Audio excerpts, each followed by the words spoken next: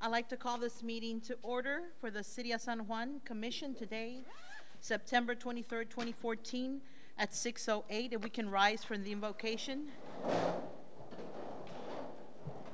Mr. Vasquez, can you lead us in an invocation? Yes, Mayor. Lord, thank you for this beautiful day, the rain, and all the blessings you have bestowed upon us. Today we ask you to provide the City Commission with guidance and with a spirit of wisdom. May they always act in accordance with your will, and may their decisions be for the well-being of all. Amen. Garza, can you lead us in the Pledge of Allegiance? I pledge allegiance to the flag of the United States of America and to the republic for which it stands, one nation, under God, indivisible, with liberty and justice for all. Thank you. Y'all may be seated.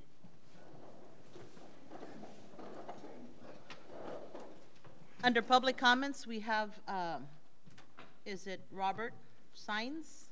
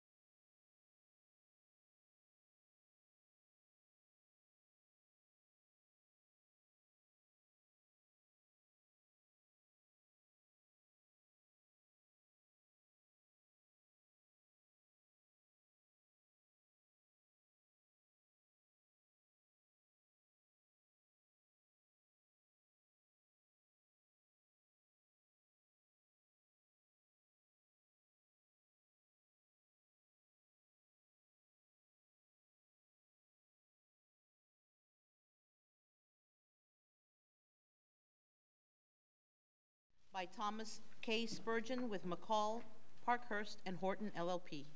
Good evening. Mayor Sanchez, good evening, and members of the commission, thank you very much.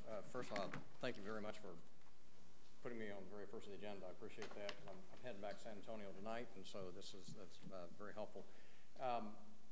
We've been trying to do this for about 3 months or so. I think we started, I was talking to Mayor Pro Tem Garza, I think it was maybe back in June. We tried to, he was going to come to San Antonio, and we kind of missed timing there, and I think I've been asked a couple times to come to other council meetings because I've had conflicts and things like that. So apologies, it's taken a little while, but the purpose for this is just try to give you a little bit of an update on where we think we are with the TERS. And frankly, we're kind of where we were before. I mean,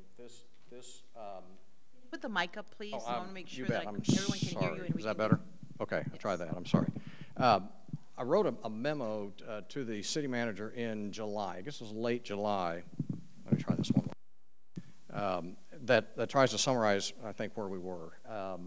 And essentially what I'm saying is that the existence of the TERS itself is certainly fine. I don't think we need to do anything to be reestablishing the TERS at all. You established this in 2009. I think it makes sense to not have to reorganize the TERS. I think an advisor you had a couple of years ago said something about maybe trying to restart it and those type of things. I don't think that's necessary. And first of all, under the law, first I think it was all done correctly. I have no question that the zone itself was created properly and those type of things.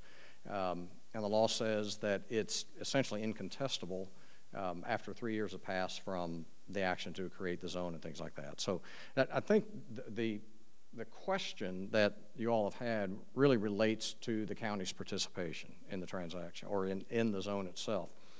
And you know the history is certainly probably better than I do, but it's very, very clear from the documents when the zone was created in 2009 and leading up even until about 2011, the county was anticipating to participate in the zone to the tune of 100% of their M&O tax.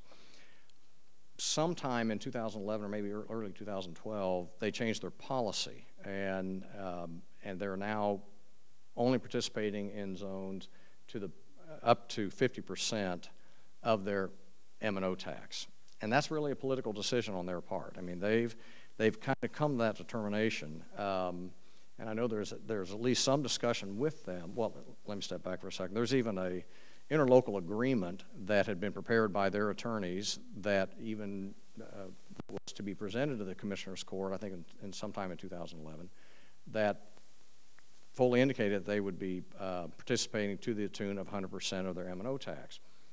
There was some dispute between the City of San Juan and the City of FAR with respect to their ETJ that the county pulled everything back, and sometime in that period of time they changed their policy.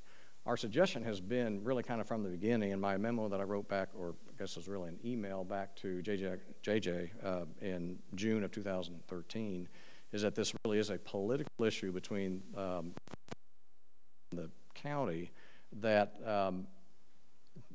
the county needs to be approached by the people that are probably best, in my opinion, who knows the county judge the best, and to see if they would come off that position. Because when you look at the history of the zone when it was created in 2009, that was absolutely the expectation of what the county would be doing.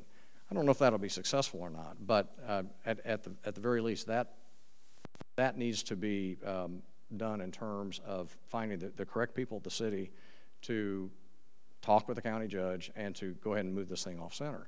The county judge may not change that position, but that is something we just that needs to be essentially organized and move forward.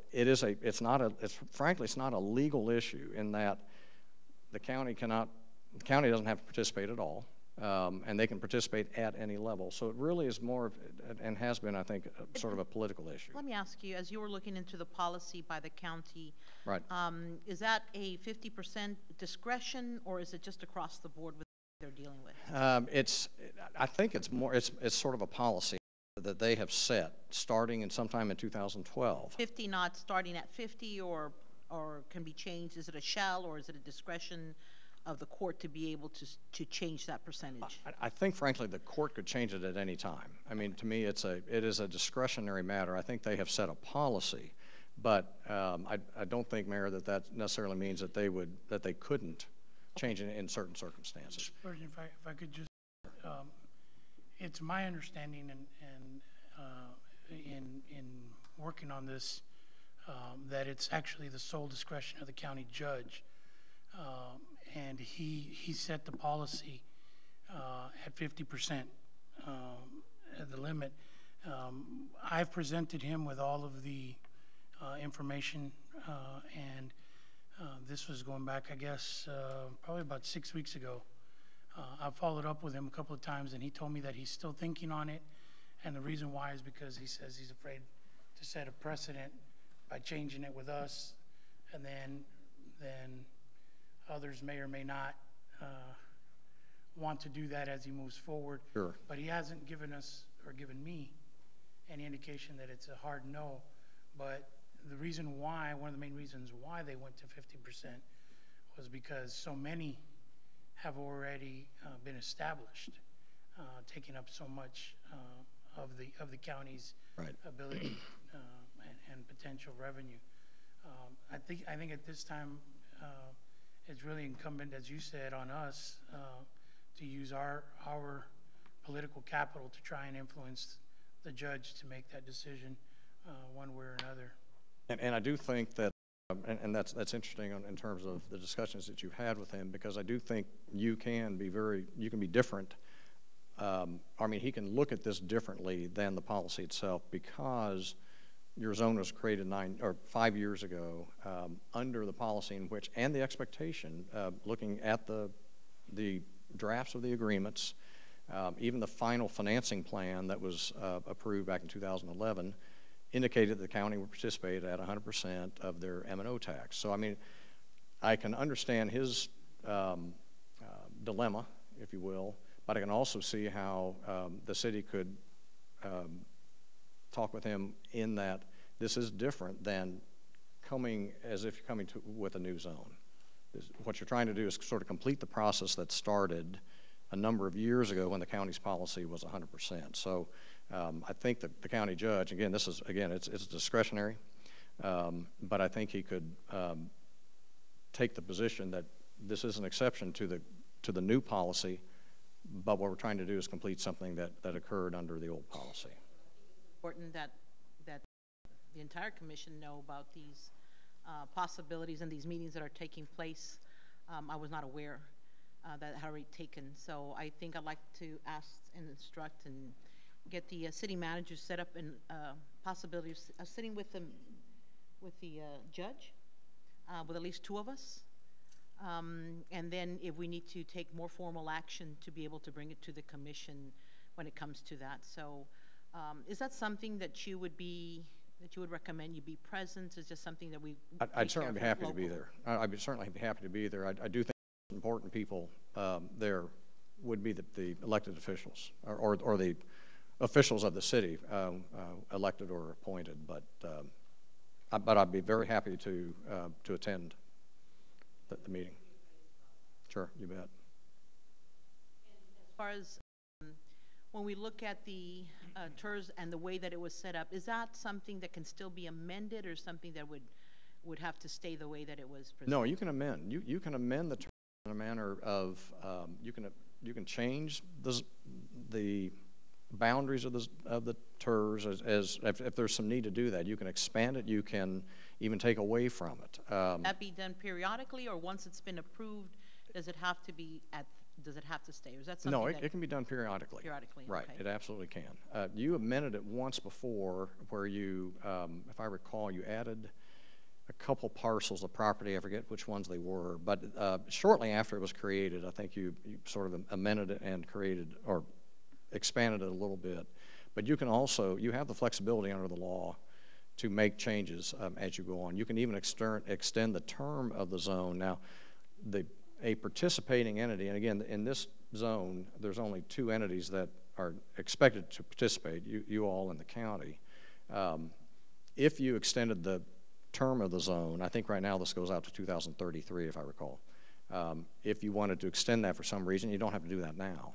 But the county wouldn't be obligated to go on. I mean, you don't have the unilateral ability to impose a longer term on them, if you know what I'm saying. But yes, there's flexibility in terms of amending the zone from time to time.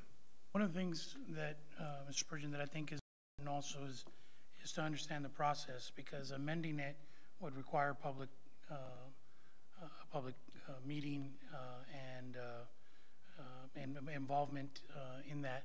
So every time we amend it, we have to bring it, and then it also must be approved by the county. Yes, that's right. Right. And so Right. it's a process. It is a process. You're right. It's not as simple as, you're right. I didn't mean to. No, but you're right. and I But just it's wanted available. to clarify that. Right. The other thing that I think is important to that I'd like for you to possibly give us some direction on is, there are certain things that were created and done, or certain actions that were taken to create it, and one of them was creating a board, and that needs to be revisited, because several of those individuals were placed as representatives of the city because of their employment with the city, and they're no longer with us. Right. And so we need to do some of those updates as well, and that would need to be done before we continue to formalize the process with the county as well. And so I don't know if you've had an opportunity to look at those, and if you could make recommendations on those updates as well. I do think there probably are some sort of housekeeping update type things that need to be done, because this really has not been touched too much since it was originally created in 2009. So you're absolutely right. The board needs to be refreshed, if you will, and those things. But I do think you can kind of do that all at the same time. And I think you can start the dialogue with the county so that there's a final determination as to really what the county's going to do. Because at some point, it's good for everybody in terms of the zone to go ahead and have them enter into an interlocal agreement so that they begin to contribute into the zone, whatever that participation level might be. So I think that can go on along at the same time. We can be looking at making what other amendments or other actions that have to be taken to kind of bring it more up to date. I know that we have two new members to the commission, so I know that they would not more than likely be aware of what the extent of the TER zone covers. and I don't know if you'd be able to, through the documentations that you have, be able to provide, maybe just in general to the commission, what we're looking at, what the, you know, what the timeframes are, just a general overview of what you've been, what you're looking for at the City of San Juan, and so they can become familiar with that. Because I know that as we are going along, we're looking at different areas of businesses that come in and start asking for incentives, so we kind of have to keep it all, you know, in separated and yet together. Right. So I'd like that, if you would be able to provide that for us.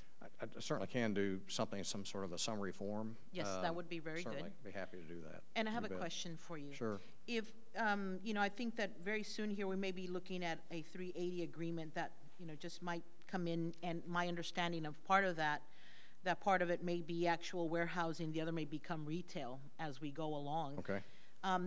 If folks that come into the city get an incentive through a 380, but the second phase, could they be able to come under the what's the word, the terms of the TERS, although part of their development was under a 380?